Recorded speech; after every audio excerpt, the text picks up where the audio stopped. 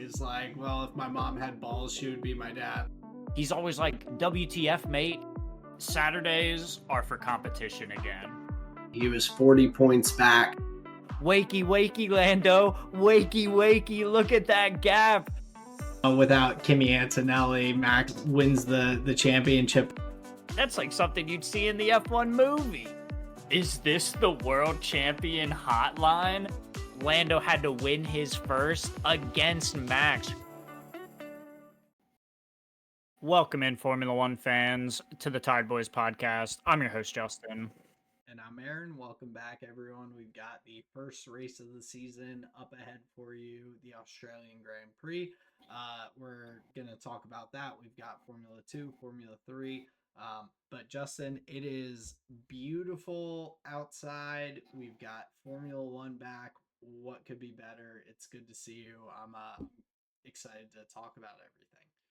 Good to see you as well. Yeah, the birds are chirping, the engines are revving, and Alex Jakes is commentating. So I would say all is right in the world. Yeah, we're definitely in good shape. The seasonal depression is sliding away off our shoulders. We're The Formula sads are One's gone. back. We're just back into the swing of things right away. And so with that, I'll just run us through a couple quick hitters real fast. But we had, of course, the IndyCar season continuing. Mick Schumacher with his first opportunity to qualify on an oval. He qualifies P4. Unfortunately, doesn't have the same kind of luck in the race. Ends up finishing P18 after some issues throughout the race, but it was a kind of chaotic race in Phoenix there with Alex Palou getting taken out early on, and so your reigning champion going out early. And those short ovals are definitely tough from what it looks like. And so that was another component of Mick Schumacher kind of impressing early in his IndyCar career here. Going out on something he's not used to and putting in a good qualifying time is definitely tough. Yeah, and even experienced drivers will be pretty wary when it comes to the ovals and the high speed nature of them. So yeah, good on him getting out there, getting a fair result in qualifying at least. So yeah, that's great to hear from Mick Schumacher. Yeah, so we'll keep an eye on him as the IndyCar season goes on, but we'll slide over more towards Formula One with Max Verstappen. Just briefly, he is looking to actually drive in the 24 hours of Nürburgring. Everything's lined up properly. They've got things set, so his team of four was announced for that 24-hour race, which is pretty cool. So looking forward to that a little ways down the road here. But just cool to see him continue that outside of the Formula One arena and kind of dive in a little bit more with his GT3 racing. So looking forward to seeing that. And then there was a rule change, which I think could be interesting for Formula One, where if there is rain expected between the qualifying and race sessions, that teams will be permitted to make adjustments to their car. We saw last season where Max set up his car specifically for a wet qualifying and all, and then in the actual race he struggled because of just bad setup, unfortunate kind of luck with the weather. And so I think that's a nice just quality of life change for all the teams in general. Like if you can still try to perform your best in qualifying without having to necessarily worry about the Sunday race and how that's going to look. You can just take things one session at a time and set yourself up as best you can. So personally, I like the change. What do you think? Yeah, I mean, I think it's fine. being able to set your car up for the session that you're going to have, not the session that you like expect to have. I think that's pretty reasonable with the modern technologies, the amount of weather tracking that is available at the circuit. You know, like each team has their own in-house weather team, and then the Formula One paddock itself has its own like the Formula One like broadcast, they have their own weather systems that they're looking at. Everybody's got their hand that they can throw out from under the pit wall, you know. So I think there are a lot of tools available to gather data on the weather. So it's reasonable that they're able to be a little more flexible in between the sessions, so like the teams can more adequately set up their car for like the session that they're gonna have. You know what I mean? Yeah, and I think it's also like it semi dabbles into the safety kind of side of things where if teams are driving in a dry quali at Monza and you're putting your tiniest rear wing on and you're just zooming as fast as you can, if it's expected to rain the next day, like you still want to have an exciting qualifying as Formula 1 as an organization, but then to also be like we don't want these drivers to be in suboptimal equipment for the actual race. Like Right. I think that's a just yeah, like little quality of life buff there for the grid, but yeah, I personally like that change. And then, of course, leading into the Australian Grand Prix, if you've already watched it, you know this, but Valtteri Bottas's five five grid penalty was or 5 place grid penalty was dropped from his 2024 season with the new regulation changes. They're like, new regulations, new team. We're not gonna just drop Valtteri in the back. We know Cadillac's gonna be down there anyway, so you're good to go. But yeah, just a couple of quick hitters here going into the race weekend and all. But definitely good for Valtteri that they dropped that. No need to carry that over after a couple of years. So a nice Are race you start. are you familiar with the KISS system? Keep it simple, stupid. Exactly. I like it doesn't even it doesn't even make sense to me that they would carry over penalties even I like mean, year to year. Even somebody that yeah, like left the sport and then like happened to come back in, they're like, "Ooh, you know, we've got this like grid penalty for you." It's that's just so weird. So I'm even like surprised that that's a thing that they have to say like we're not giving you the grid penalty. It's like, it wait, was okay. no, it does make sense to just not do it. It was relatively talked as soon as Valtteri was announced to Cadillac last year. There was just constant little commotion here and there, and it would pop up every couple weeks of like, oh, don't forget, Valtteri has a 5 place grid penalty from his last race in Sauber for the new season and all. And it was like That's crazy. consistently, yeah, it was crazy because I'm like, this is silly. Also, he's on a team that is brand new. They're probably gonna Like they're gonna be qualify back in the near grid the back. anyway. Like it, none of it made sense. But yeah, they officially confirmed that his penalty had been dropped. It had disappeared with the last regulation changes there. Um, but I've yeah, been known to have hall monitor energy, but like keeping track of somebody's grid penalty, like before they're even like back in the sport, like that's wild, man. oh, dude, there are people that are just locked in on anything and everything. So I don't even know how people figure some of the things out that they do online and like even just trying to track like penalty points for a specific if I wanted to know Max's penalty points when they fall off, like how close he is to a race ban or whatever. Mm-hmm. That takes time. Mm-hmm. I'm not spending the time like digging through all of the penalties and trying to piece that together. But some people out there, they've got time on their hands. Keeping the Manila folder industry alive. Oh, absolutely. I'm doing that with work too. I use a lot of manila Okay, folders. gotcha. It's brutal. But anyway, we'll move on to the water cooler. I know one of my favorite memes from the week was just, especially after the race, spoiler, Mercedes did well.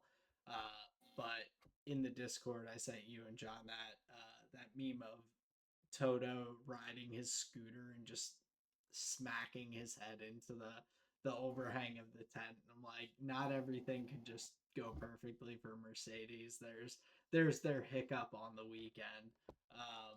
But that was kind of my favorite meme that I saw from the week. Just a small bump in the road for Toto that gave me a giggle. That's one that I replayed a couple of times. You know, I'm often quick to just like exit out onto the next thing. I was like, let me see that again. I'll give it a They giggle. they did good. They zoom in a little bit of slow mo, like quality TikTok.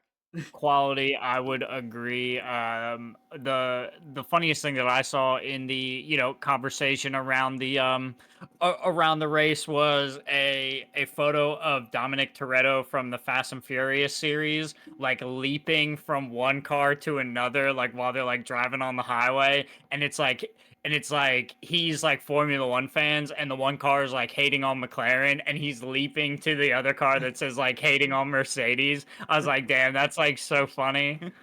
I mean, everyone has to have a little bit of hater in them just to keep things interesting. But yeah, Well, and yeah, you do, I mean, you just like hate on the fastest well, car at yeah, like and the there's start of the year. You're just like, oh man, screw them. but there it's like the two sides of one coin. You've got the people who are like you see these memes all the time with like just the big four sports in the US, but it's like the Patriots get knocked out of the NFL playoffs, and then you see like the Homer Simpson sliding into the bushes and he's coming out with like a fucking new team hat on for Sure, your fucking Yankees hat for the baseball season or sure. whatever. It's like there's the people who are like jumping on board to hating the next like fucking just champion, whoever's leading the way. They're like, Right. let's dogpile on them.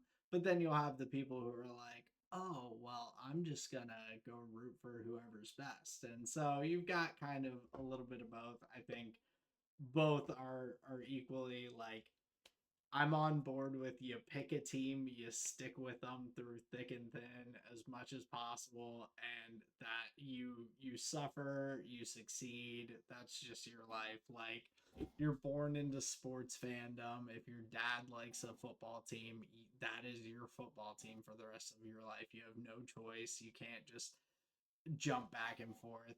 That's how I am with my sports. So it's kind of funny thinking about people like just jumping, even if it's a hating bandwagon. Like, if you're hating, it's because your team's not winning.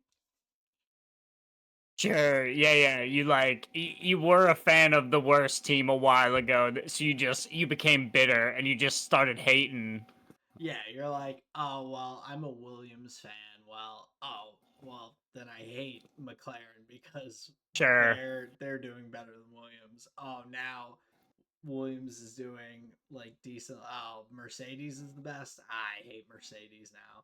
So yeah, that's definitely. I mean, especially this early in the season, we have one race, people. We're good. There's plenty of opportunity for teams to develop, bring new things, figure out these cars. Like, we don't have a lot of driving time on them. So teams will progress. It's going to be competitive. It's going to be fun. That 4.5 Aston Martin gap to the rest of the field will close down. Maybe they'll get it within a couple seconds a lap. by the time we're at the end of the year. But I mean, we're getting there. Yeah, as the Aston Martin pace delta gets smaller, the fun goes up. It's a counter proportional relationship between the two. The faster the Aston Martin goes, the more fun everybody has. Oh, especially, and you get a bump to that with Fernando on the team. You're like, Sure. oh, if Fernando can go fast, like we're in for some good. We get some good team radios if he's fighting up in the front. We get it's just good for everyone if Aston Martin's doing well. Bro, I gotta give you one more meme. The one thing that was like cracking me up, the Lance Stroll interviews. I couldn't place why I hated them so much. Like they are a particular kind of like boring. Do you know Lumberg from Office Space, the guy that comes around and is like, could you come in on Saturday? Like that'd be great. And he like sips his Yep. coffee and does the that is literally how Lance Stroll gives his interviews. He I like smacks his lips and he's like, "Yeah, it takes him an hour to say everything." and I'm right there with you. Honestly, a great comparison for how they come out. I think it bothers me even more though, just because like all of these drivers have to do these interviews. All of them are talking to the media. All of them are talking to the press. All of them are doing like it's part of the gig. You're a professional athlete and you're a public figure. You kind of have to talk to the media, and he is just so comfortable blowing them off and giving them nothing, and it's like these poor people are just trying to do that. Like I think that's why it bothers me more than anything. I'm like these people are just trying to do their job. Like there's stuff going on with every team. There's things that people want to know, like, just give him something. Max is a dick in a lot of interviews. Like, sometimes, like, he'll give short answers, he won't elaborate a lot, but even he is giving much more than Lance does in these interviews. Lance is like, I don't have to talk to you because my seat's Mm-hmm. secure. Like, I will drive as long as my dad lets me, and Mm-hmm. I I'm not beholden to any other sort of sponsorships and like public image. He's like, this is it, and I think that's why it bothers me more because I'm just like, dude, just give him something. Like, just be half decent and be like, I'll give you a little tidbit. I'm not going to talk a lot. I don't want to, but here's a little something. Sure, at least if you're gonna be bad, maybe be a little like exciting or endearing or something, but like bad and boring with the extra flavor of not trying. It's like, oh man, this guy is like Like you're is it's garnering Bill you're Lumberg energy. yeah, you're garnering no sympathy for yourself. Like if you're Sure. at least an entertaining person, even if you aren't the best driver or your car kind of sucks or whatever, if you're like someone people want to hear from and talk to, you're giving good answers and you're like talking about like the different teams and just giving input, people are gonna appreciate it and actually like you more than if you're just like, I'm not gonna give them any more things to dislike me about. Like, no, just go talk. Like people like that. Agreed. But yeah, definitely that the office space comparison is very apt in that situation. So I definitely am with you there. But moving on to the talking about the feeder series and everything, before we get there, we just want to remind you these are the first couple episodes of the season. If you want to stick with us and listen and follow throughout the season with us, chime in with your thoughts, your conversations, drop a follow, drop a like, subscribe on YouTube. We put out episodes every race weekend. We appreciate everyone who listens and the time you spend with us, and we want to continue to grow our community. So jump in the Discord, put in your responses for expectations for the season and all. We'd love to have you be a part of our community. So yeah, This show brought to you by real humans. Enjoy. yeah, no AI here. But moving up into the Formula 3 section of the feeder series, I just wanted to briefly touch on the results and everything from the races. We don't have too much data on a lot of the drivers yet. We have a couple of returning drivers that are here in Formula 3, but we'll, as the season goes on, kind of hone in on some of the prime drivers to keep an eye on. Initially, though, we have an incident in the sprint race between two of the primas that ends up ending the session. It was only about halfway through the sprint race before this red flag, two primas colliding. Both drivers okay, but they had to go to the medical evaluation and everything. So pretty significant crash. Um, but when they red flagged the race, ended it, they had Bruno Del Pino in P1, Enzo Delaney in P2, and Brando Badaware in P3. So kind of a interesting race initially, just with the red flag and how it ended up. You didn't really get to see a lot of the drivers go on and see how their tires fared later on in the race and kind of keeping their tires in good condition at that point.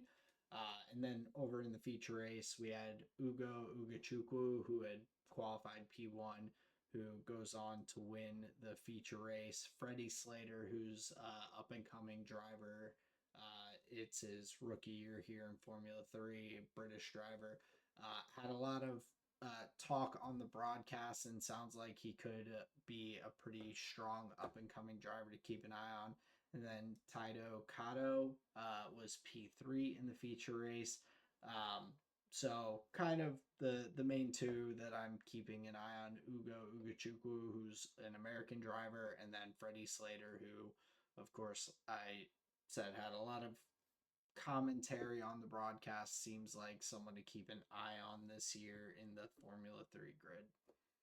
Yeah, I enjoyed what I saw from the Formula 3 races. Ugo Ugachukwu, a name that's familiar from last year, like you said. So nice to see the American getting a win. It takes me like 3 to 4 races or so every year before I start to learn the like drivers' names and like the car that they're in and the runners that are frequently near or around the top of the grid, because they also do the reverse grid, correct, where Yeah, like so for the sprint race it's sprint race reverse it's grid and then reverse. Yep. feature, right? So you start to see some of this like some of the same names, qualifying in that top 10 position. So it takes a little bit, but yeah, nice to see an American at the top of the boards in Hugo there. Looking forward to seeing more wins from him. But yeah, a solid start to his campaign. But yeah, bear with us. There's like 30 names or something, damn near new every year coming into Formula 3. So we'll just be picking out our favorites. I'll try and bring out the drivers that are kind of impressive racing or what have you. But yeah, pretending like we're going to be able to give all these guys ample coverage, I think, is crazy. The main goal is Yeah. just to like follow some of the highlight drivers that could possibly be moving up through the series and possibly get a seat into Formula One. That's kind of the idea behind it, not taking it too seriously. But Yeah. yeah, it'll just take a little bit to get to learn everybody. But for now, it's just some decent racing, and yeah, we'll look forward to more of the races coming in the year. Yeah, and especially in Formula 3, I know we can't give quite as much time like Justin said to that, but we of course like Justin and I are watching the Freaka races every week. We're watching Formula 4 and all the different no, like there's so many drivers coming in that are fresh and new and they're exciting and all, but there's just a lot of racing out there. So, yeah, we want to touch on that uh, with the Formula 3 in particular. The Formula 2, these are drivers that we typically know or have gotten to know a little bit more. And so we'll have a little bit more kind of information on them as we go throughout the year. But looking at those Formula 2 races, the sprint race, and so some names that we do know. Joshua Dirksen wins the sprint race. Noel Leon, who's a rookie here in Formula 2, comes in and comes P2. Alex Dunn, one of the stronger drivers from last year, finishes P3 on the podium in the sprint. And then Tasanopol Intrapuvasak, who is the Formula 3 champion last year, finishes P4. So I wanted to definitely highlight him there. But overall, like in terms of qualifying and everything, it was uh, and looks to be a very competitive Formula 2 grid this year. We have guys like Colton Herta who have joined the grid from IndyCar and driving with high tech racing. Nikola Solov, who moved up, one of the Red Bull juniors, who performed well. Rafael Camara, who, sorry, I think I got mixed up. So Kamara won Formula 3 last year. Interpuvazak, I think, was P2 in Formula 3. I don't know why I said that. But yeah, a lot of drivers that we've gotten to see and know perform well moving into this kind of very competitive Formula 2 field this year. Yeah, I would tend to agree. I was glad that you were able to catch your mistake, because that would have made what I was about to say very awkward when I called Kamara the Yeah. champion, and you were like, "Wait," but I thought this guy. But anyway, Yeah. unfortunate in the sprint race because Kamara had a really good start, but it was like somewhere towards the end of the race he had some type of, it was like either a mistake or some type of failure because he dropped back. He was not able to like get back like in the queue of cars, like basically like back onto the racing line, and so he just got like he got shuffled back. So I think he ends up finishing like P6 or P7 in the sprint race. That was really unfortunate because Yeah. what I'll tell you is even before he won his Formula 3 season, he was like to me one of the most impressive drivers like on the grid. So I think for this Formula 2 year, obviously he's going to be the driver that I have my eye on. I think of many of the drivers, maybe barring like an Alex Dunn, he did kind of like choke the end of last year, so I'm kind of unsure about him. But I think Kamara has a decent shot of hopefully making it onto a Formula One team. So yeah, unfortunate in the sprint race results.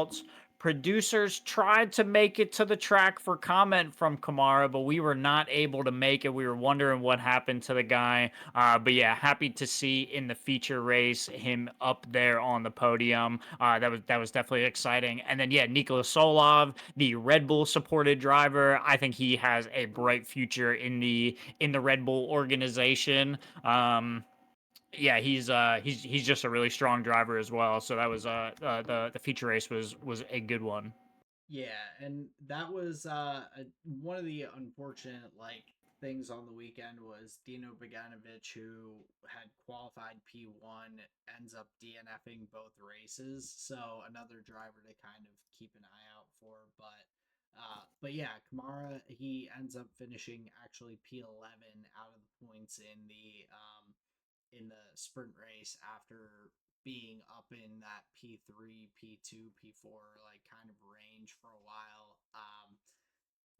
I know there was a restart in the race and he kind of got pushed out onto a dirty line. I don't know if it was like just dirty tires or struggling for grip in general after the restart, getting like tires back into temperature. But he dropped down pretty heavily there in the sprint race. But yeah, in the feature race, he drove really well, like strong performance, finishes up there P2 on the podium. So a really good performance for him, and definitely someone to keep an eye on.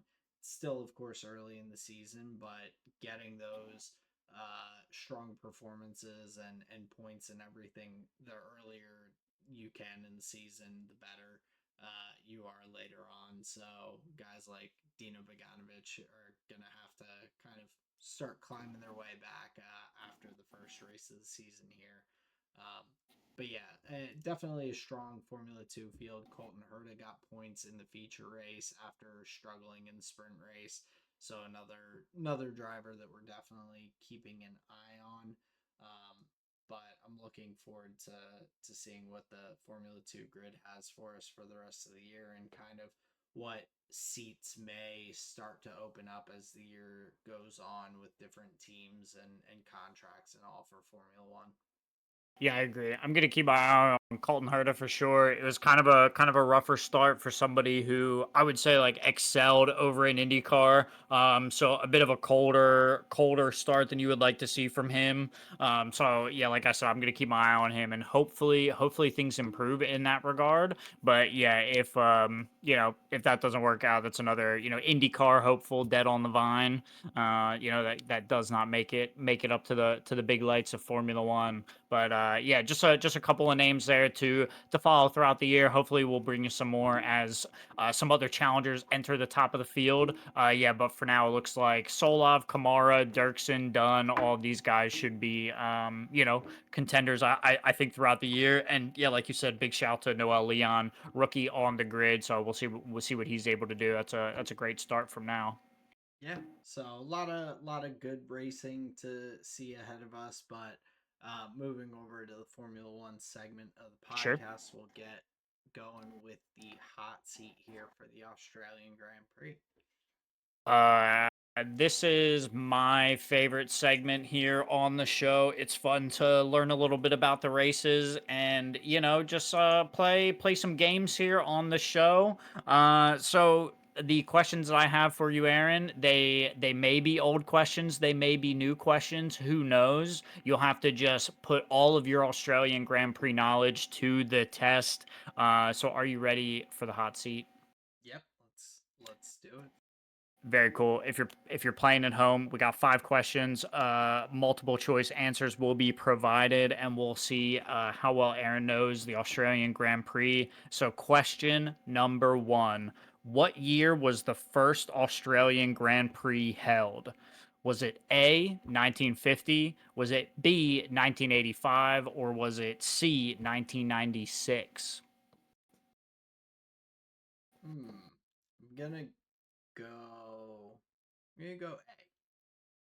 1950 is incorrect. The correct answer is 1985 is when the first Formula One Grand Prix was held at the Adelaide circuit. So incorrect, no worries. Question number two: who was the winner of the first Melbourne Grand Prix held in 1996? Is it A, David Coulthard? Is it B, Michael Schumacher? Or is it C, Damon Hill? Ooh, I'm gonna go Schumacher. B is incorrect. Hmm. Oh man, that's a dummy. That's a dummy right there. It is C, Damon Hill. So he I won. He won in oh '95. He won the last race at Adelaide, and then '96 he won the first race at I Melbourne. oh that's brutal. I changed my answer in my head. I was like I'm gonna be a dummy and look silly not picking Schumacher, and Right, right. yeah. It's a hard one to bet against. I hear you. All right, question number three. So the following year in 1997, McLaren broke a significant loss record through David Coulthard. How many races did McLaren go without a win up until this point? Was it A, 50? Was it B, 35? Or was it C, 20? Hmm, I'm gonna go with A 50. 50 races is correct. David Coulthard broke the drought with a W. So very good stuff in the McLaren camp. Yep, you are correct. 50 races. Question number 4. Okay, so at the 2022 Australian Grand Prix, which driver achieved their first Grand Chelem?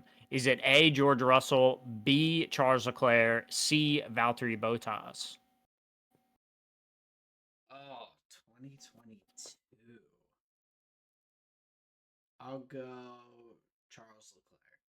Charles Leclerc is correct. So that's I'm pretty sure that's qualifying on pole, fastest lap, and then leading every lap of the race. I'm pretty sure that's what that is. So yeah, Charles gets his in Australia 2022. Very nice. All right, so we're 2-2 here. Let's see which way question 5 breaks us. So, how many times has Lando Norris been on the podium for the Australian Grand Prix? Is it 3, 2, or 1? ABC, respectively. Hmm. I'm gonna go with C, one. Incorrect. He's been on the podium twice. Ah, okay. Damn. Okay, so this is a Two 2 rough. out of That's 5 a. hot seat. I'm shaking the rust off. That's a Okay. that's a slow start for me.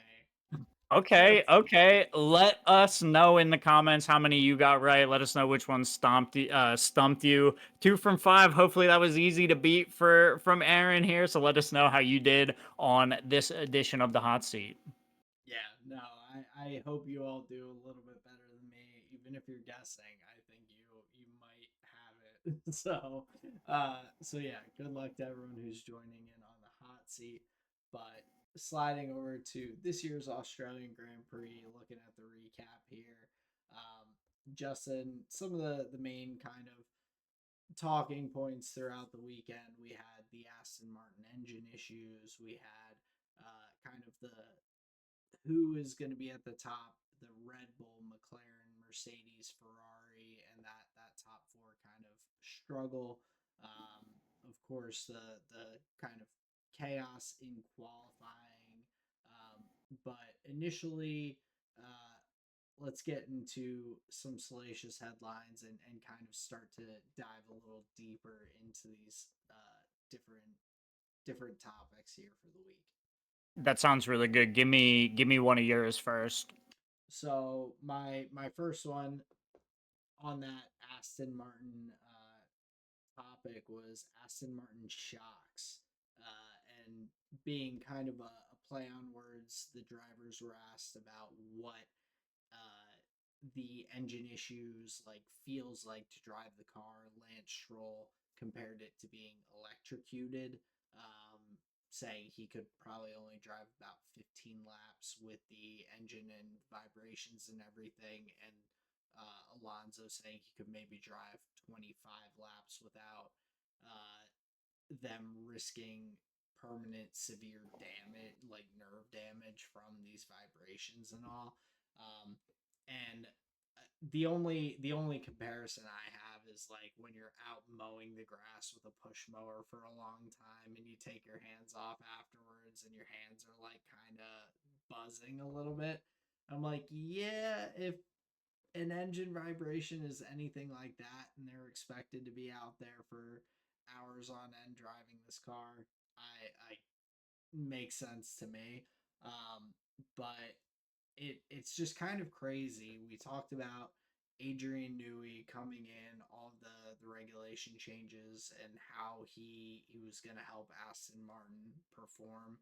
And then right off the bat, we're hit with them having some like serious issues with the car where they're not even able to finish full race distances off the bat.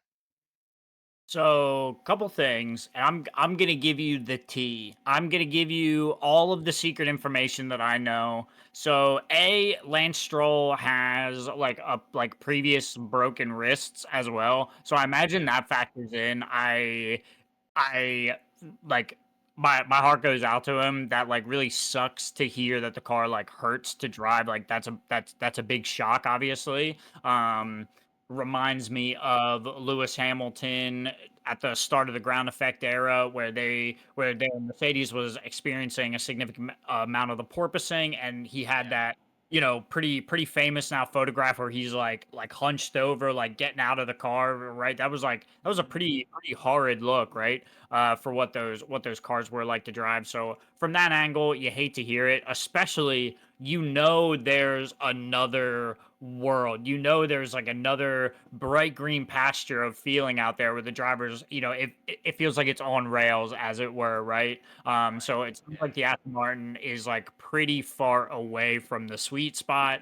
And even though it is Lance Stroll, obviously the one we all love to hate on, you don't want to hear about the guy like being hurt like that, like just by doing his job, like that kind of sucks. And Yeah. then what I'll say about the Adrian Newey angle. So apparently, the Honda that was entered into contract with Aston Martin before, before they came back, right?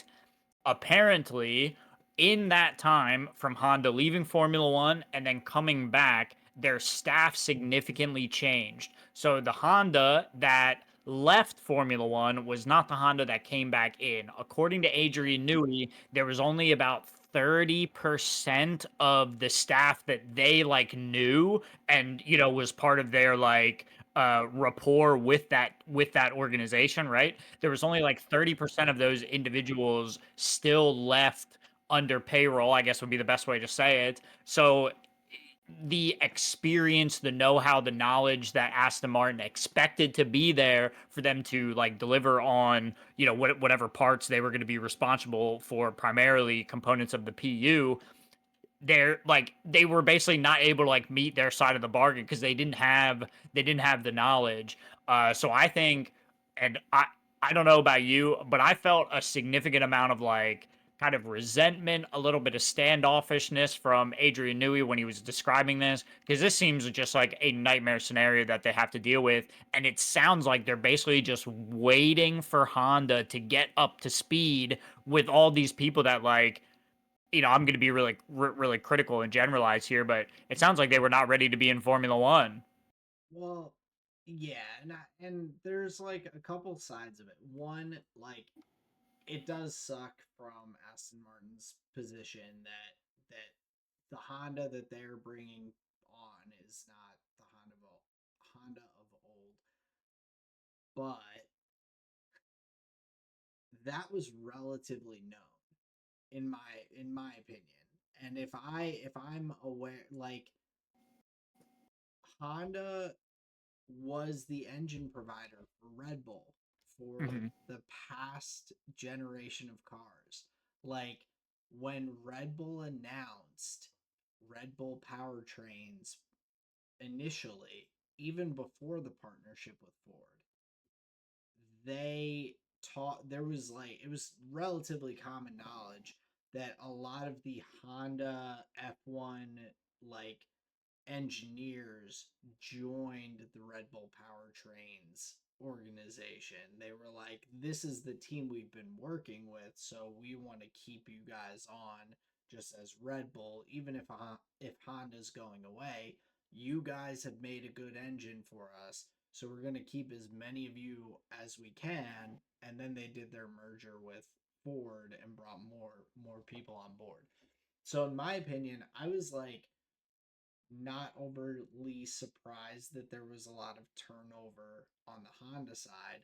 I was more surprised from the side that Aston Martin didn't seem to figure this out until relatively recently. Like Or the they didn't start care, or or like it wouldn't didn't matter that care, much. or they were like, yeah, it'll be fine.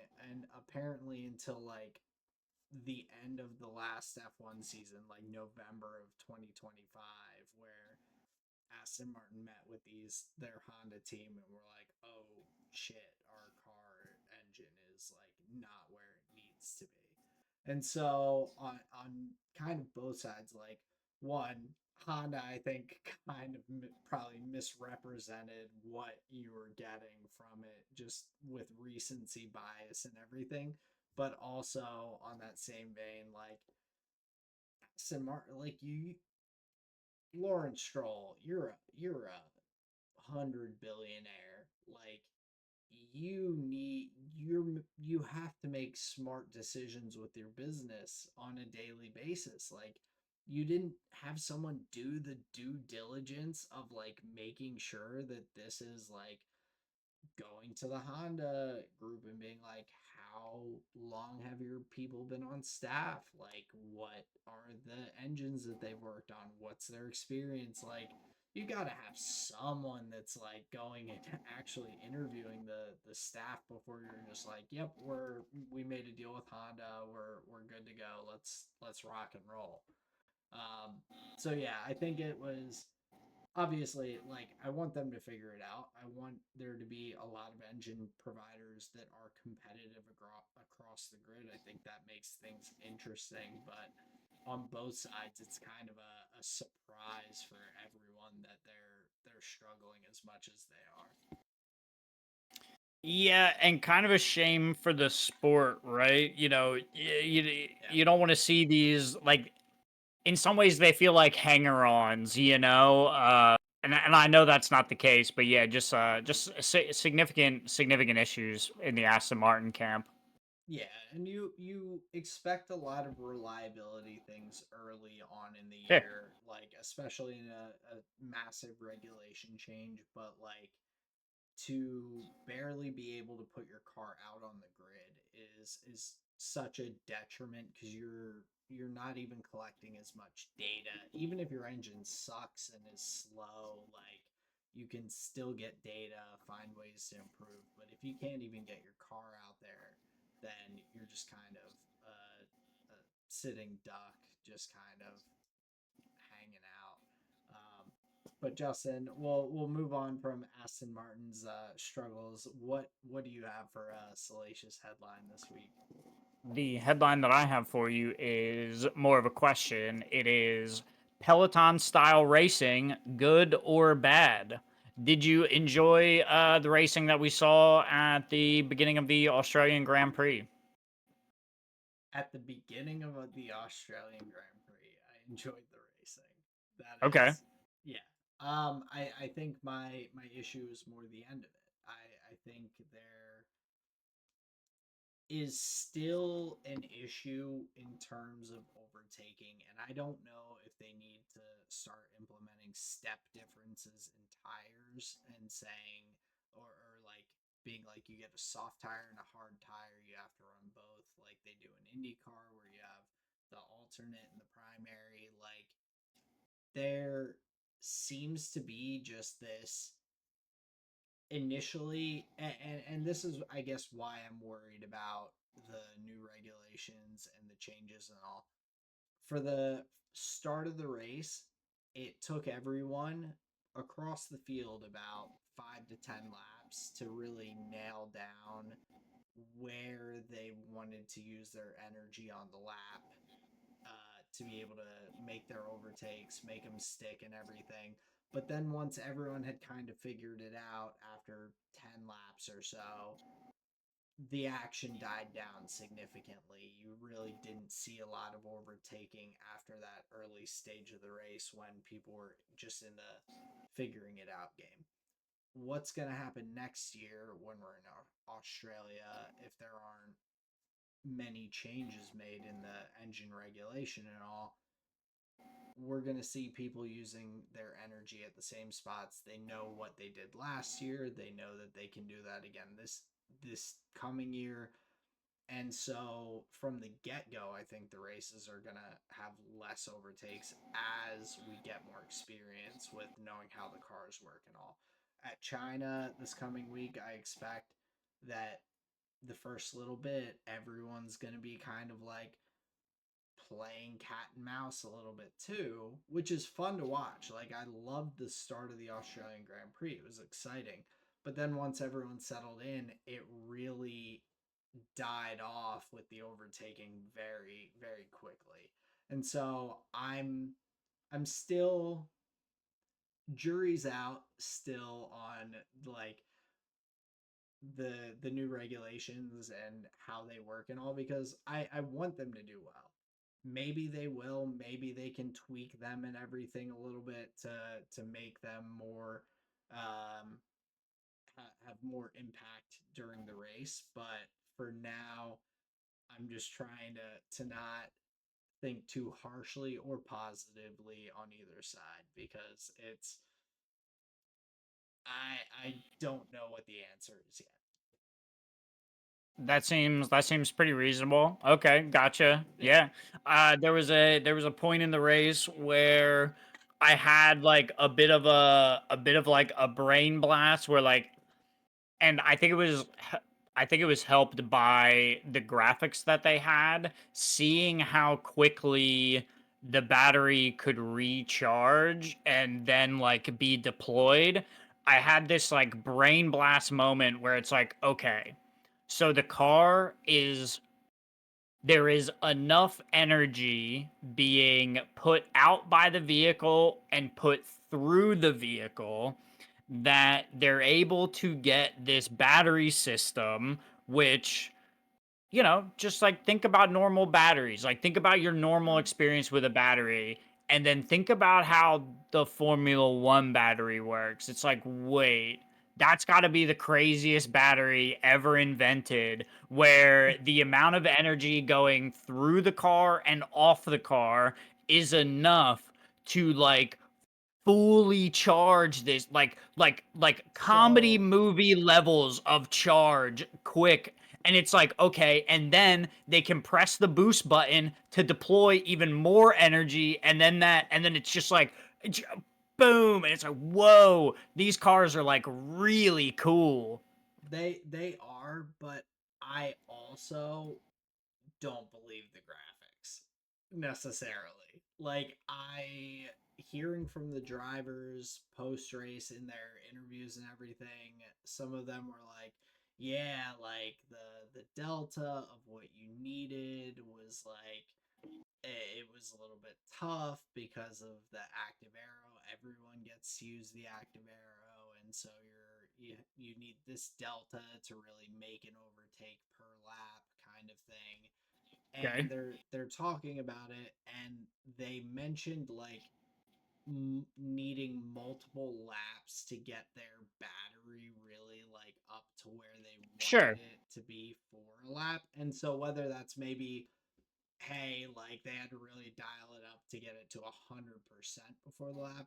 Or I was kind of like, I don't know about those graphics. They're showing 100% down to 20, down to up to 70, and just like how quickly it was fluctuating. I'm like, is this real or are they just being like energy's being deployed, energy's being like recovered, and they're just using the graphics to make it feel more like significant than it actually is?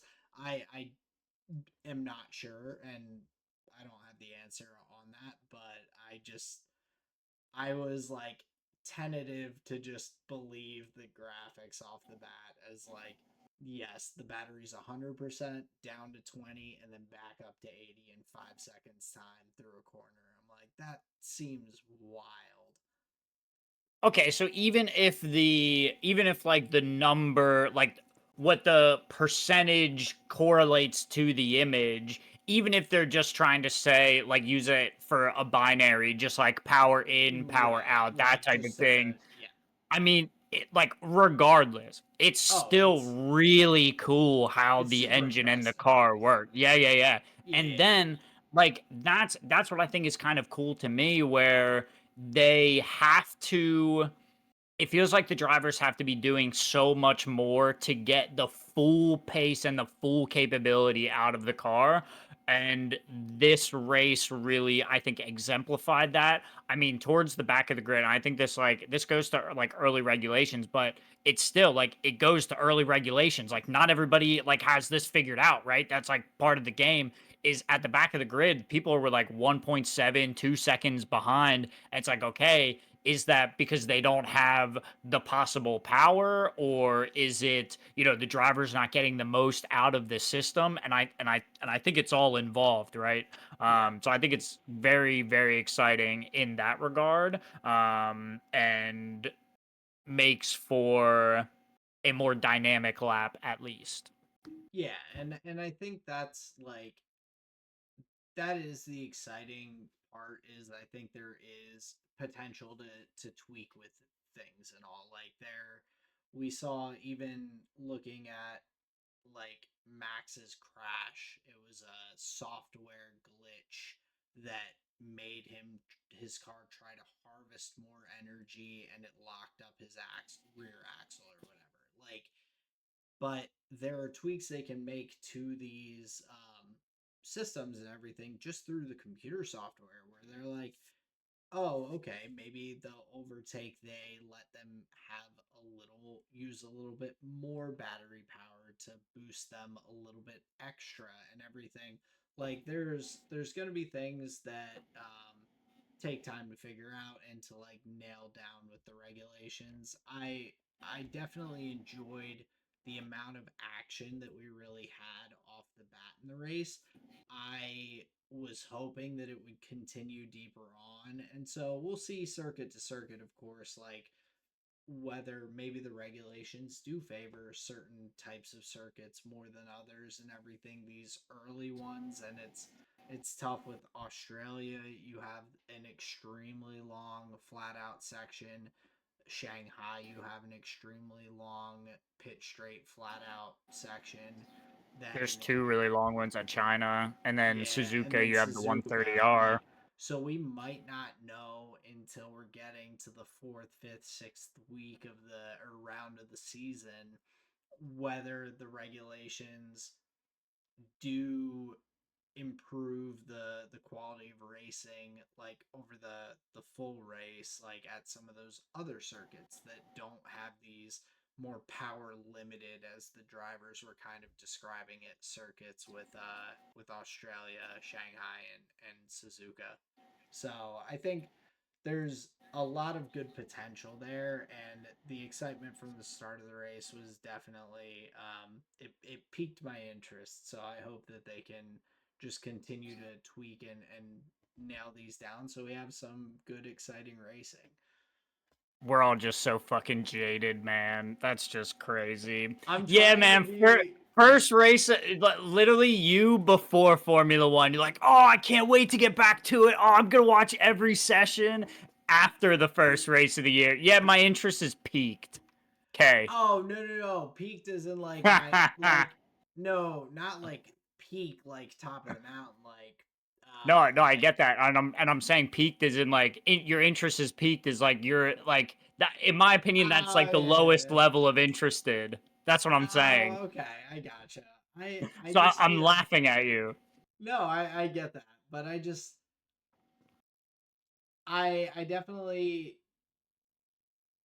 without knowing anything, it's hard to really know what to expect. Now that you have your expectations, I mean, it's one race, but your expectations have somewhat been set of like this is how these are supposed to work based on what we've seen.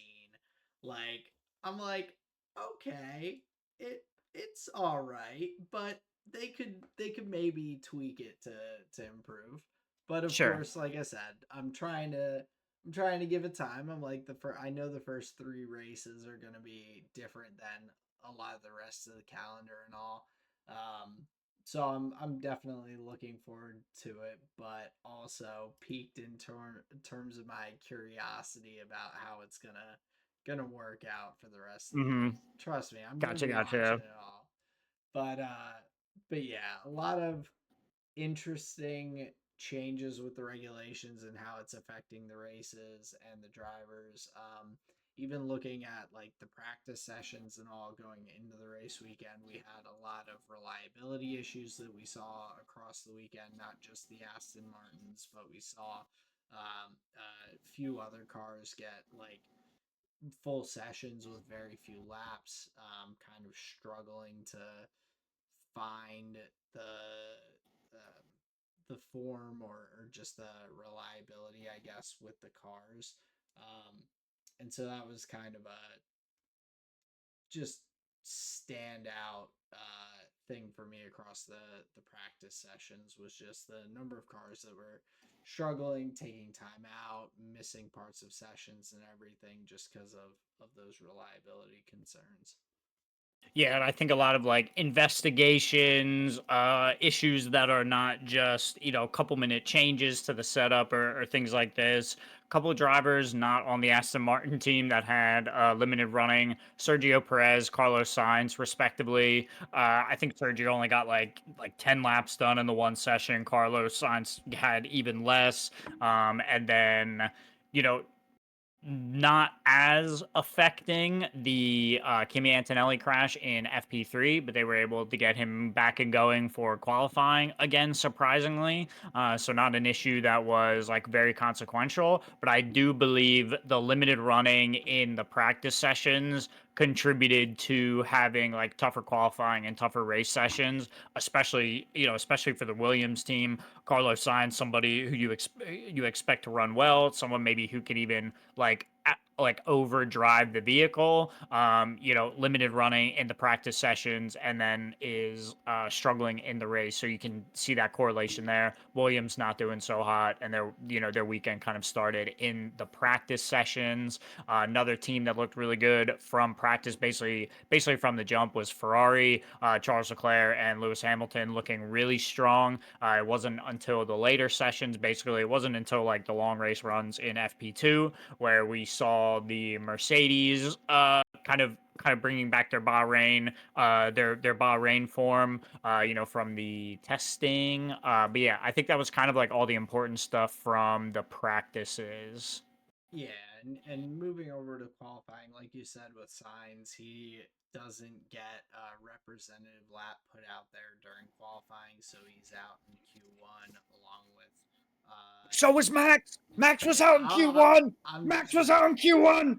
Alonso, Perez, Bottas, Verstappen, Sainz, and Stroll were the ones who were out. Stroll actually had to get approval from the FIA to go out and race on Sunday because he hadn't put in a lap that was within 107% of the fastest lap or whatever on the weekend. So he gets to go. But yeah, with Max, like I said earlier, he has technical issue, locks up just starting his first flying lap and just goes skidding off through the gravel into the barrier.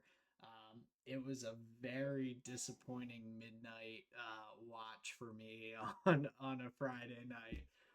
It was not the most fun I've had watching Formula One racing, but at the same time, I think like even in the perspective of like we've talked about with the regulations and the new cars and all, it's a lot easier to kind of sit back and be like, hey, it's one race out of 24, knowing that there are all these reliability issues and things. Like, as a Max fan, obviously I want him to win the championship, but at the same time, like, all of these drivers, especially like at the top of the grid, like they will have moments throughout the season that they get their engine lights on fire and explodes. They have some sort of technical issue, and that's outside of just the general like drivers crashing into each other that we have. So I think it's going to be really interesting this season to see the fluctuations with the standings and if it does kind of drastically swing back and forth based on just kind of chaos to some extent. Um, but yeah, that's keeping me in a positive mindset here for the season, even with Max going out there in Q1. But in Q2, we saw like a lot of these midfield drivers that were thinking could be right up there in competition for points in the weekend, like all kind of going out with Bortoletto, Hulkenberg, Behrman, Ocon, Gasly, Albon, and Colapinto being the six out in Q2. I really feel like there is so much potential in that group for points each week from any driver in that category. Yeah, like in the midfield teams, yeah, I would definitely agree. Especially like my note here for Q2 is the Audis contesting P10 and P11. I thought that was really cool. I mean, cast your mind back to last year with the Alfa Romeo, the Sauber, Alpha or Kick Sauber. Yeah, you get it. They were like back of the grid team. Pretty, we didn't say much about them each week, but here contesting for the points position in qualifying is really fun. This was a session where you really saw the difference in pace, the difference in the power units, the difference like basically in like the full packages that these teams have. The difference as you went further down the grid, the time deltas just got larger and larger. You're seeing 1.5, 2 seconds, 3 seconds. So teams significantly off the pace, and I think Q2 like really showed that. And it's again, and it speaks to like the early stages of a new regulation set as we go. Like that'll all close down, but that may not be for a while. But yeah, I thought it was the Audis that looked really good. Yeah, and that was one of the bummers of Q3 was that Bortoletto qualifies for Q3, but then his car kind of conks out on him, and he's not able to get any running there in the Q3 session, so starts P10.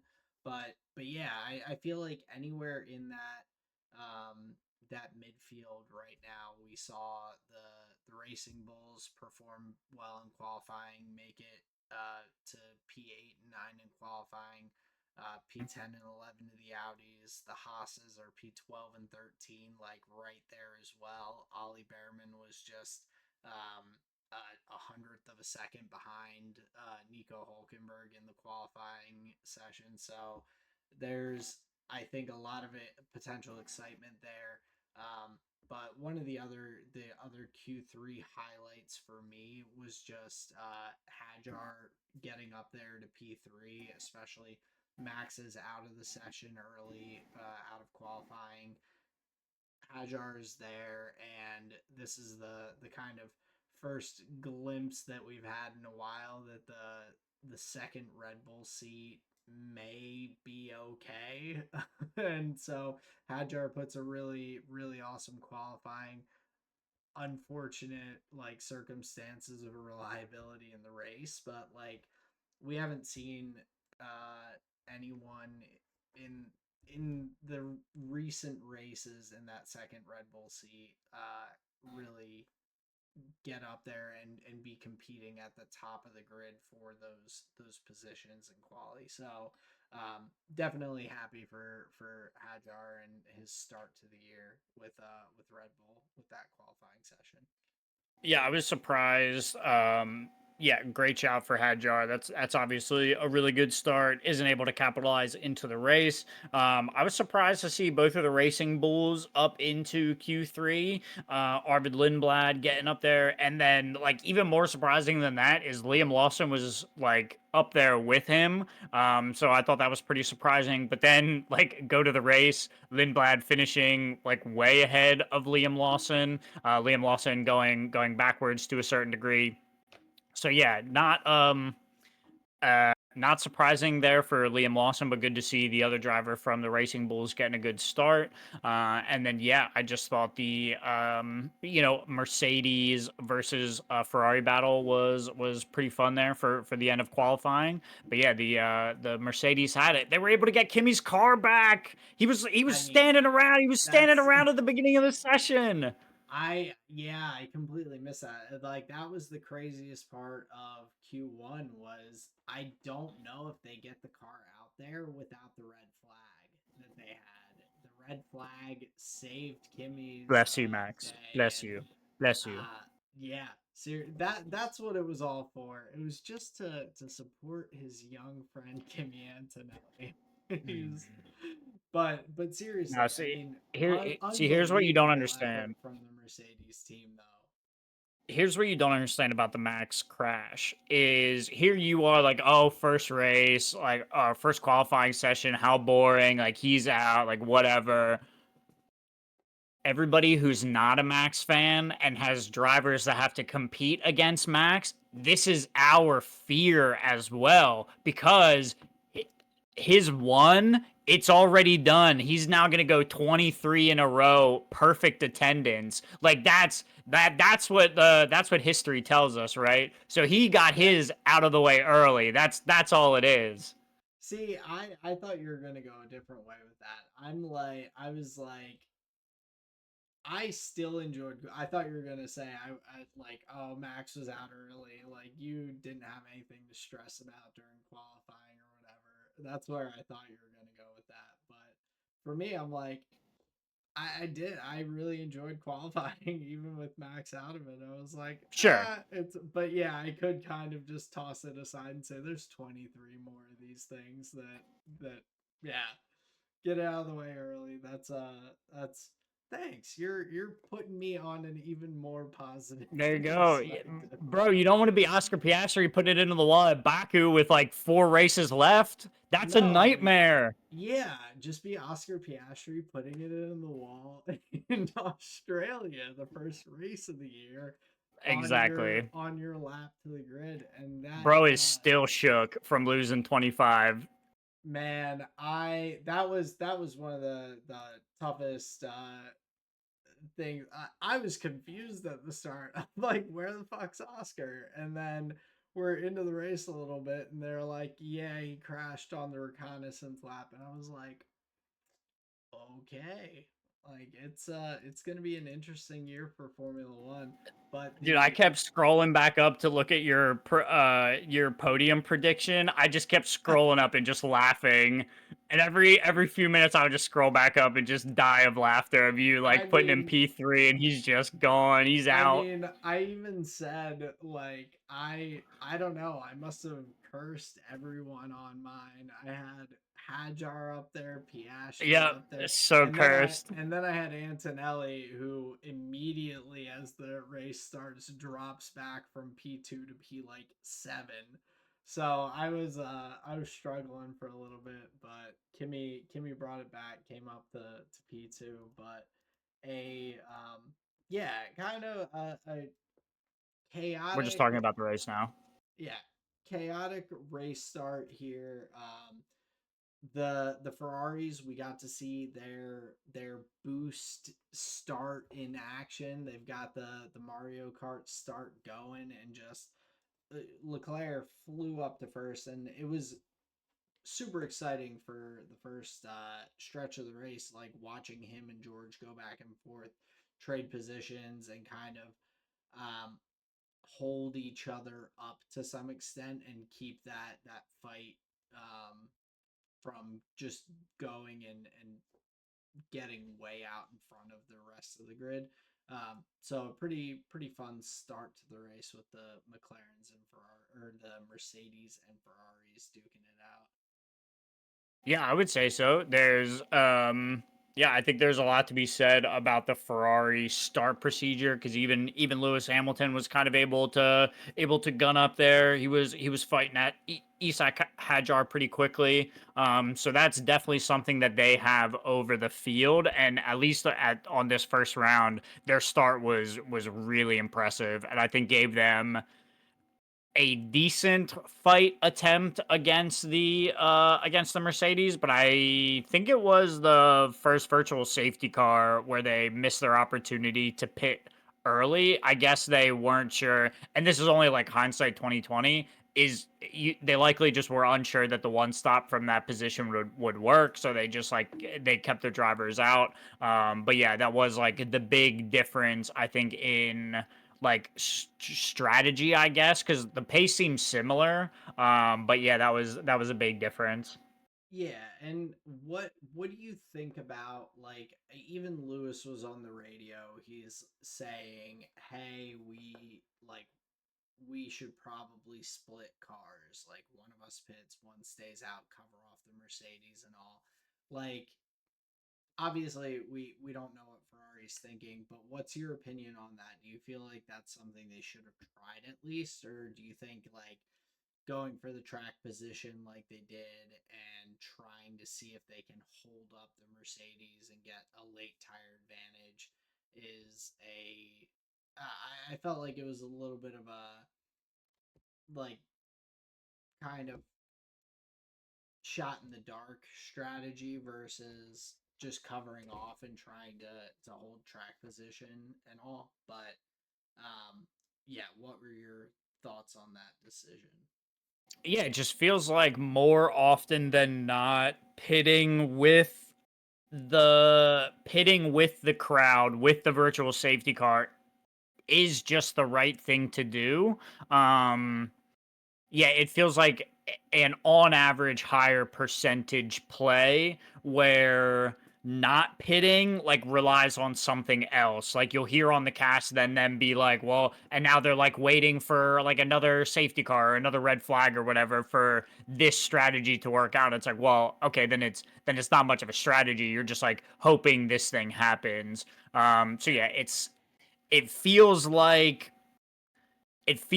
pitting under safety car conditions is more often than not the better thing to do. Yeah, and I found it interesting. Even on the broadcast, they were talking about it, and it like I it might have been David Coulthard who had said it, but someone was like, why Lewis is questioning this, why doesn't Lewis just come into the pits, they'll be ready for him? And I'm like, I don't know, I feel like we've seen a bunch of cars come into the pits when their team's not ready, and it's an 8-second pit stop, and that just screws your race over that way. I'm like, I don't think you can just be like, there has to be some sort of communication. You can't just be like, "Up, I'm coming in" all of a sudden and just dive into the pits and expect to have a clean 2-second pit stop. Like that felt a little extreme to me, but overall I was like, yeah, I think you at least gambling with one car and saying, "Hey, let's try and let's split strategies and see if one of them pays off." Like at that point, I think they Ferrari sees that the Mercedes have a little bit better pace than them over the long run. So if you're just hoping for another safety car, like hope is not a strategy. Hmm. hope hope is just good fortune. See, here's what you're misunderstanding about David Coulthard is I'm being totally serious. He's a romantic. He envisions a world where the drivers have more hand than they do. I believe, and like, because I heard the same thing on the cast. Yeah. I didn't take it as critically. What I took it to mean is like there are drivers, Lewis Hamilton is one of them, where there should be room for driver like basically like veto power, right? And I think this is Yeah. what David Coulthard was saying, where like within reason, he should just be able to like kind of make his own call if he wants to. I think to David Coulthard's point, we are in a world where it feels like the drivers are just like totally subordinate to what the pit walls say. They just kind of default to like whatever like the plan was. They'll just be like, "Hey, that wasn't fair, but like I guess we're in this position," kind of thing. So I think Yeah. David Coulthard is yearning for a world where like a heads up smart driver can just make what he feels is the right call and not Yeah. have to, this we are checking, let me see, like we're deliberate, like all of this stuff. And Right. to a certain degree, I agree with him. I wish there was a little more room for like driver expression in that regard.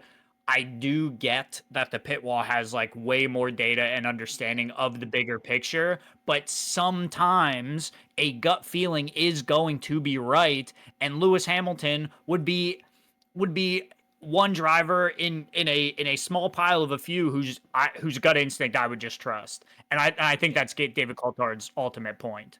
That's fair. And I definitely agree on that side cuz like you said, like and he David knows that like they have the amount of data they have on the pit wall and everything. Right. And I I feel like it was like a hope for more excitement though, at as opposed to like a hope for necessarily like just wanting drivers that, because again like, and he knows it's the first race of a regulation change. Like I feel like at some point, yeah, later on, when Lewis has won five constructors titles in a row and they're going on their sixth, yes, I understand Mercedes being like, when Lewis is like, pit me opposite to this person, or I want those tires instead of these tires, or they're, so they say box and I say no. Like I'm staying out. Like that makes sense more down the road, and I get that in circumstances where you have more experience, knowledge, and feel. But in a situation like this, I feel like this is the perfect opportunity to, and like David Coulthard's right. I think Ferrari should have split the strategy. I think Lewis is right and should have split the strategy and had one of them come in and pit. But I feel like,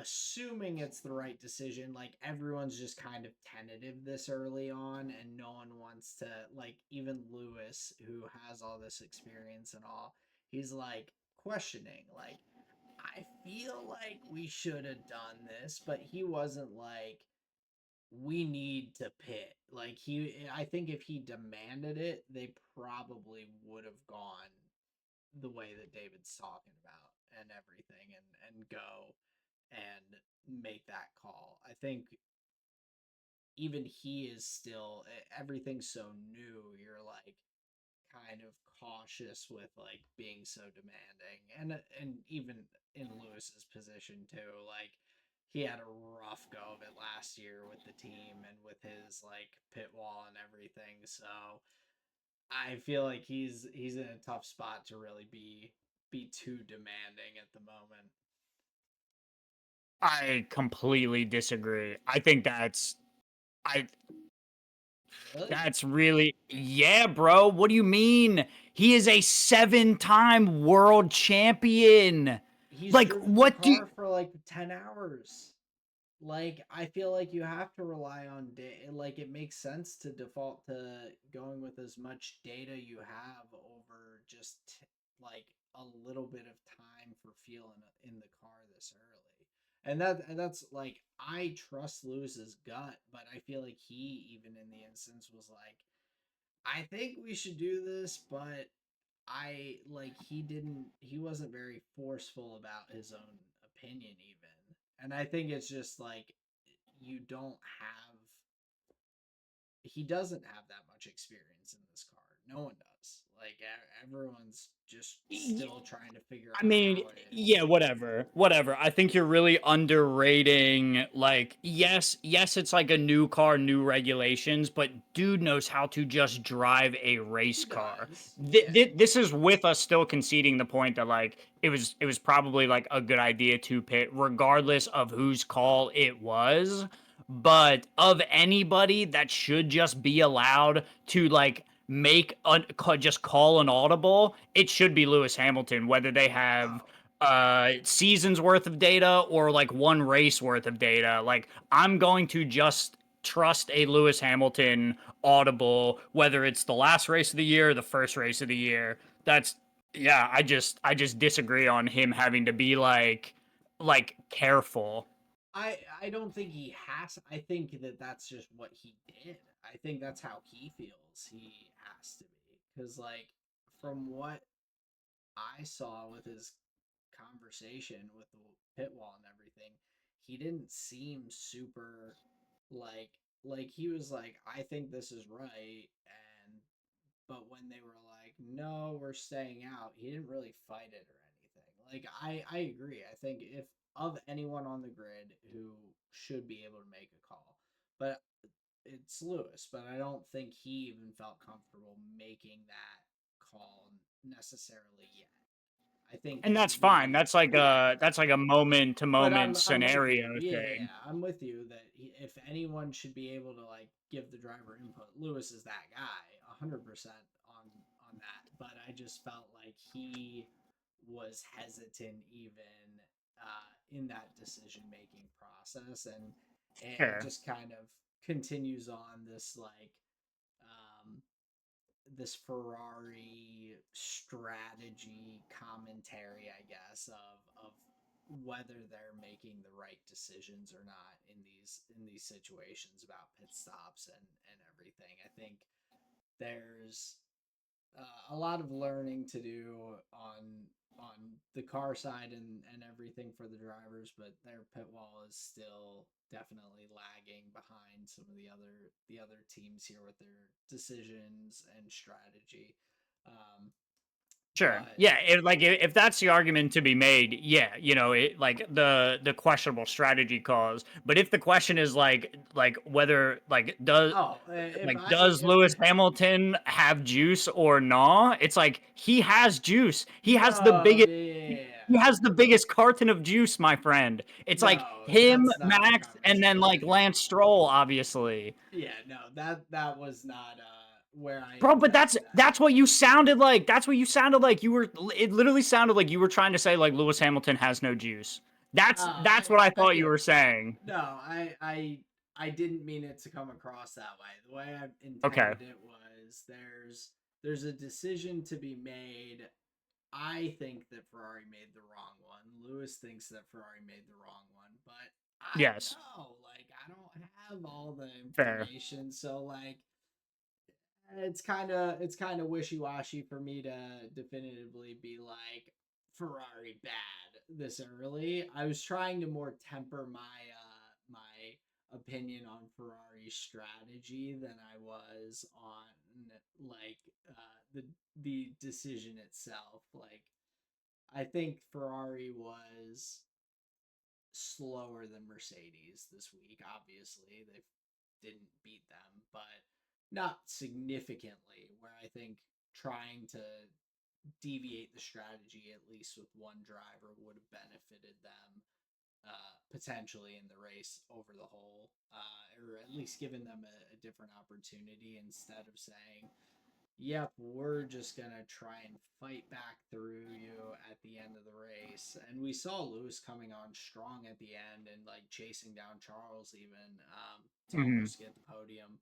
But it was, I think if they wanted to go for the win, they probably should have pitted someone at that point. But Yeah. overall, like they still had a very strong race in the constructor standings. They get the 3-4 behind the Mercedes 1-2. They maximized, especially against McLaren and Red Bull, having one driver out each by the end of the race there. So um, overall, a really solid weekend, of course, for Ferrari to get things kicked off. But I think they look like the early on competition for Mercedes as the top of the heap initially. We don't know, of course, with what Max would have done if he was starting up in a relatively normal grid position. Um, but I feel like that could be a fight there, and so I'm just looking forward to the strategy and the kind of the punches that Mercedes and Ferrari throw back and forth across the year. I think that's gonna shape up to be a pretty good competition. Yeah, I definitely agree, especially if they're like able to match and or have varied development cycles where they can like have different tracks that they're strong at, where you know I'm what I'm saying is I'm hoping for a battle between the two teams instead of just like a like is this just the pecking order for a few races. You know what Right, I'm saying? like Like yeah, week after week, it's just Mercedes, then Ferrari, then sure. Mercedes, then Ferrari. Yeah, like Right, with like I'm the all other for it, teams like peeking in. and I think we will. Like I think we'll see. I think there will be an obvious team at the top this year and probably Mercedes, but I think that there will be a good bit of parity throughout the year. And like you said, as teams bring development things to the car, if Ferrari brings something at Monza and no one else does, then yeah, maybe we'll see the Ferrari go crazy again and get the home win at Monza, or Mercedes with Silverstone or whatnot. So hopefully there's a lot of uh, changes a little bit in the pecking order or competition throughout as we get development throughout the season. Um, but looking kind of down towards the midfield a little bit, I was again really impressed. We talked about it earlier with Arvid Lindblad. Super strong qualifying finishes in the points for his first race in Formula One. Ollie Behrman had a really impressive race as well, finishing P7 just ahead of Lindblad. And so I thought it was really interesting with two extra positions open in the points with the one Red Bull and one McLaren out. We saw four different teams here finish in the points from the midfield, and I think that's super exciting in itself from that parity aspect as well, and watching that midfield battle here for the season. Yeah, I would definitely agree. I'm truly surprised at Audi. I'm truly surprised that Oh yeah, Audi, Bortoleto and Hulkenberg both look really solid. Unfortunately, using their own Hulkenberg. engine and everything. Like it's just almost as new of a team as Cadillac. Like Right. it is barely a step up. So yeah, huge props to them. So I think I think what they're doing is really impressive. Some struggles with reliability. Obviously, Hulkenberg was not able to start the race, so they were only running. I'm pretty sure they were only running Bortoleto in the race. So like some things to improve on, but as of yet, I think the start of their campaign is like one to be proud of. You know, really solid. So I think out of the midfield teams, I think Audi is who I would highlight.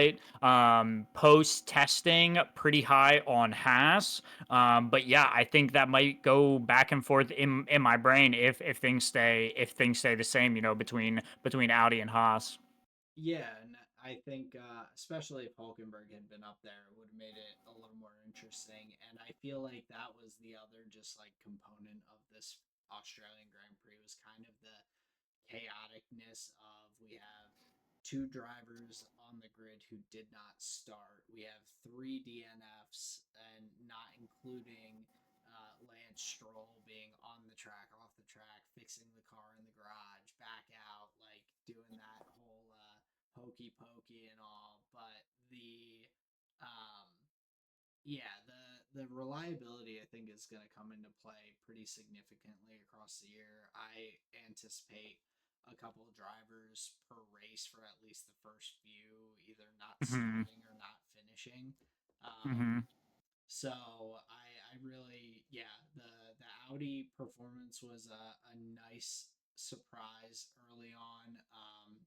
I was also like I was glad to see that Sergio Perez like ended up like finishing the race almost full race distance, 3 laps back at the end of it, but like got a lot of good data.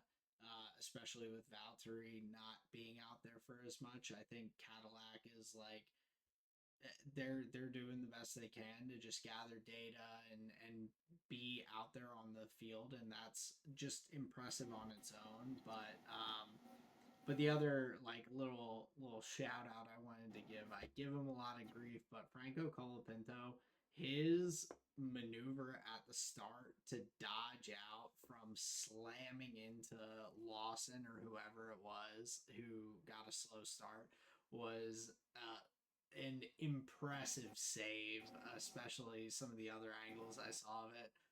So I wanted to give a little shout out to Franco for that drive because that was a kind of that's a little bit what these drivers have been worried about with the start procedure and everything, and so he reacted very well to that to keep his car okay and safely get around at the start.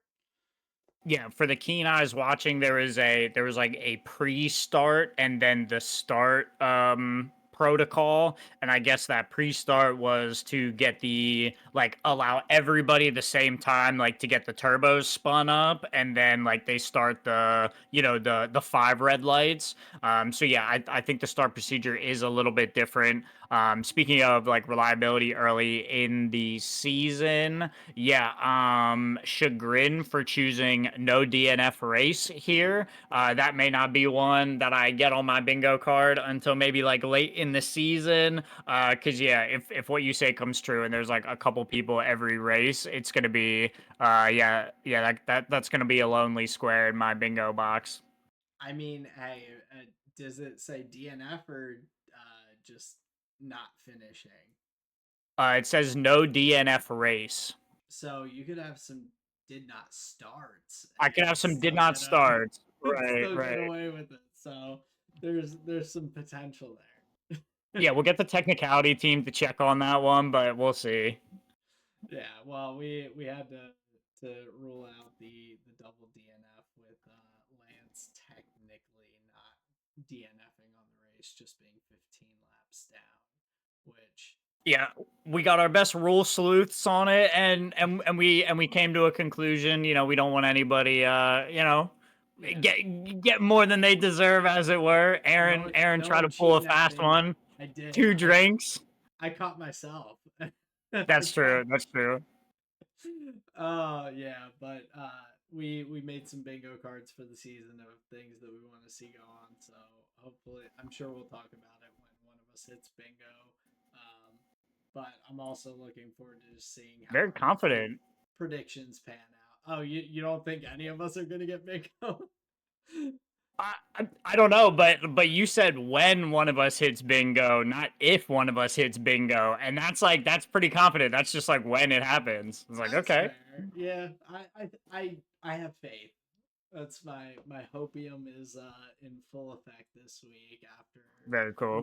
Max crashed in quali and I just started hitting the hopium all Yeah, he just went to weekend. sleep immediately. I did stay up for the rest of it, but I will say I was not as entertained as I normally would be during a midnight qualifying session. Sure, yeah, checking your phone maybe a little bit more than usual, that kind of deal.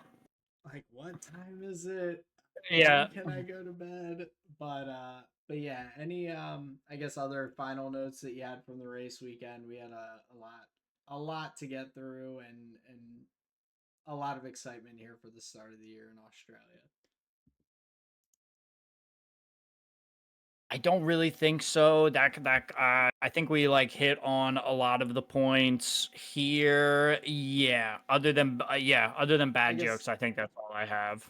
yeah, and the only I of course we briefly we kind of glanced over it, but George Russell with P1, Kimi Antonelli P2, Charles Leclerc P3 with Lewis Hamilton hot on his heels at the end of the race, but the Mercedes starting out strong, and George was definitely he looked good. He had a good race. He figured out the battery system and all pretty quickly and had a nice drive.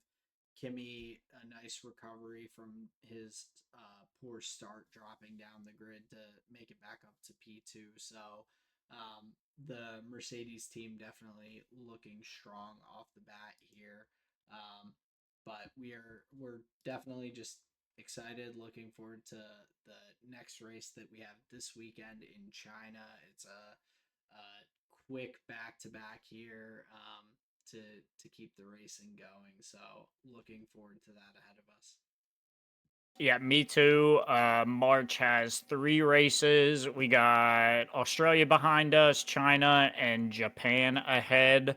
So kind of the fringe races, and then we get into what feels like I think like the European campaign, and then the like North American campaign. I guess you could say because there's the couple races like down in South America and stuff. So a lot of racing ahead of us. I'm definitely excited. This was a decent one. But yeah, let's go to the cooldown lap here. Sounds good. Why don't you lead us in here with your Rose Thorn and Seed of the week? All right, so my rose thorn and seed, all kind of center around the same thing here. We're back on that organizing and spring cleaning kick here. So my rose here is that I finally finished clearing a spot in the garage. So the second port of the garage, we were just like stacking up all of like our boxes of donatables, you know, our quilts, our shirts, the pots and pans, all that kind of stuff. We just set it all out in the garage, and then there it sat. So I've been working to just get loaded all one, like, you know, load by load, taking it to a Goodwill, donating it.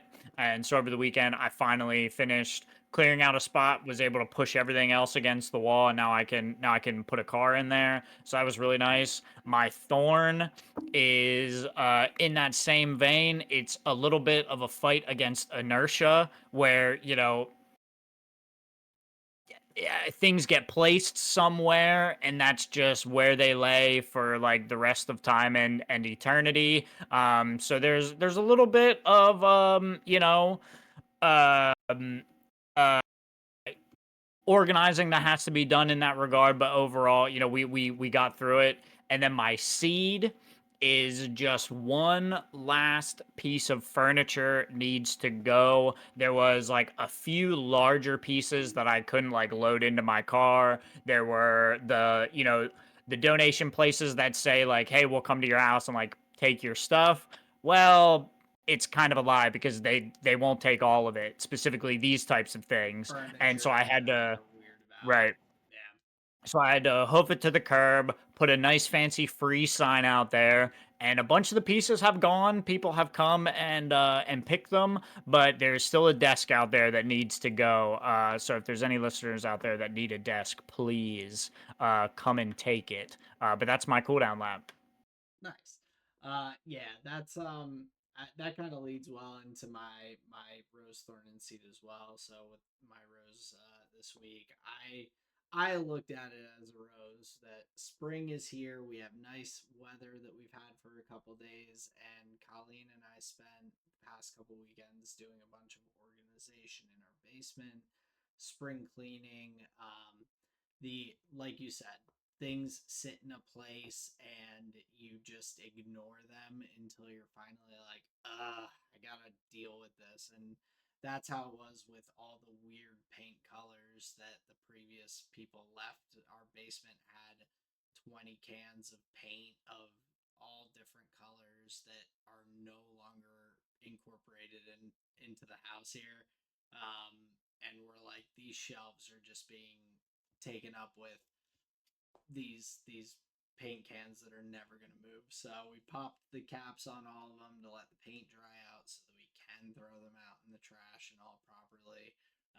Didn't want the compactor on the back of the trash truck to just shoot paint everywhere when it closes up. So trying to be neighborly to everyone with our disposal of paint, but it felt nice to just get that stuff started, moved out of the way, and like now once it dries out and I can throw it out, we'll have some extra shelves that we can put our paint and our things that we need for our house on, instead of them just being piled somewhere else. So we're Mm-hmm. we're slowly but surely getting there on that organizing, and but it's satisfying once you knock those things off. Oh my You god, know, yeah. but my thorn for this week, I've just felt like a little bit behind at work. Not necessarily in like what I'm doing, but it's been slow for the business, which is, of course, puts additional pressure from management on us because of our budget, and you got to make this much money. But things happen, and so it's just been kind of a little bit of a grind to try and get things back to status quo where everyone leaves me alone and I just get to do my thing. So that's been my thorn for the last little bit here at work. But my seed, bouncing back to that spring being here, we have nice weather. It was 70 degrees today. I got out for a run this past week, which I hadn't through most of the winter, so I feel like I'm trying to take on all that good momentum and inertia in that aspect, and keep moving forward with being productive, tidying up, exercising, getting the yard ready, and whatnot for the spring. So yeah, definitely am looking forward to more nice weather ahead of us to do stuff around the house, and daylight savings being over is phenomenal because now it's light out after 6 p.m. So we're in a good spot here. Losing that hour, it was pretty brutal. This It this hurt. this year I really felt it. I was like, "Oh man. Damn it." I think the Australian Grand Prix being so late at night on the same weekend kind of threw me off a little bit, where I'm like, oh, I'm getting less sleep because I'm staying up later and still waking up at my normal circadian rhythm, and then you lose an hour on top of that. I was like, this is rough. Mhm. Mhm. Gonna be trying to get that back for a while here, but yeah, it does feel nice. It does feel nice the warm weather out there. Uh yeah, it feels like racing, that's for sure. Yeah, so we've got a lot more ahead of us, but that does bring us to the end of the episode here. And as always, we appreciate everyone spending time with us.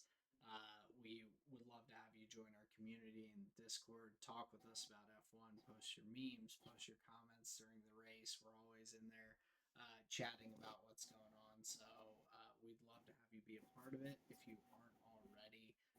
But thank you so much for listening. Thank you, everyone, for spending your time with the Tired Boys podcast. Come here after every single Formula One race because after every single Formula One race, there will be a new Tired Boys podcast episode. So be here for that. Join us on the 2026 season of Formula One. Thank you very much, and peace out, everyone. See ya.